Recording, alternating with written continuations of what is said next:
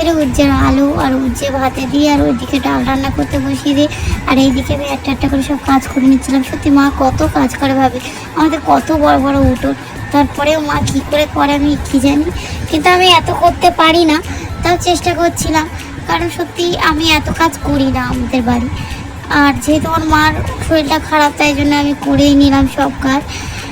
আর রান্না বান্নাও আজকের আমার দায়িত্বই পড়েছে, যদিও বা মা উঠে কখন জানি না একটু টিকিয়া করে নিল। মা বলছিল টিকিয়া সব কিছু করে রেখেছিলাম, কিন্তু বুকের যন্ত্রণার কারণে শুয়ে পড়েছিলাম।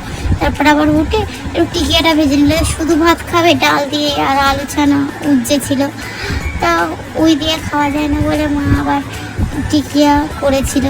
এতে মাদের মন, এত শরীর খারাপের মধ্যে মা কাজ করতে চাই। আর তারপরে এইদিকে টিকিয়া ভাতে তো হয়ে গেল, আর আমরাও ভাত খেয়ে নিলাম। আর তোমরা কী কোথা থেকে ভিডিও দেখছো অবশ্যই কমেন্ট করো, আর অবশ্যই সাপোর্ট করো তোমরা।